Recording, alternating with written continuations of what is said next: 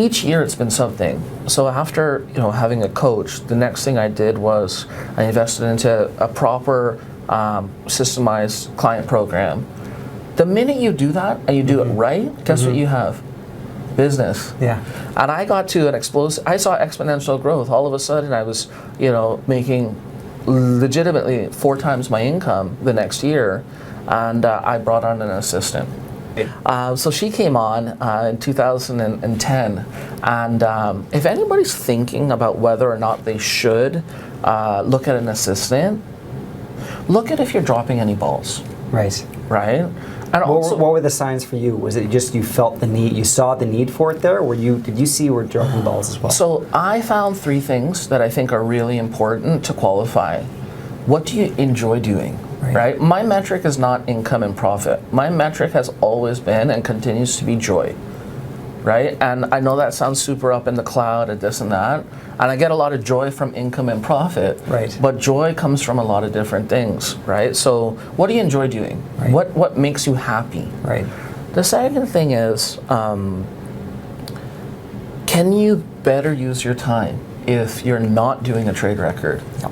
If you're not booking your own appointments, if you're not doing, the online ads, if you're not checking on a quote on your open house rider or whatever it is.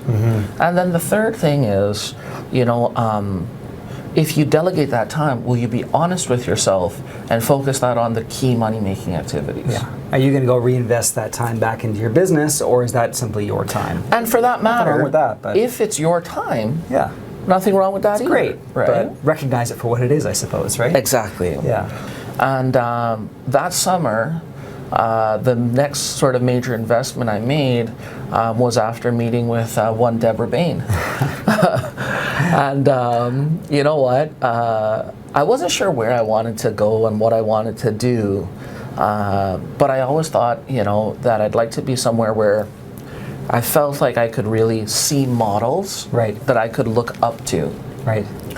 And at that time, REMAX Hallmark, it was probably about 600 agents, and I met with Deborah. It was at the office like on York Mills or something back then, and I met with her, and she said, Ravi, I looked at your numbers, and you should be doing a lot more than this.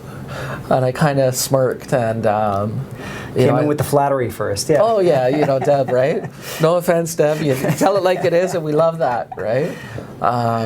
And I started researching REMAX Hallmark, and it was more of an investment financially from a split perspective and what have you. Not crazy, and I do use the word investment. It is, yeah. Right. I'm not talking about expense. I'm talking about investment, and coaching and mentoring, hiring an assistant, and being in the Hallmark environment has allowed me to get to where I am today, and I could not express more gratitude for that.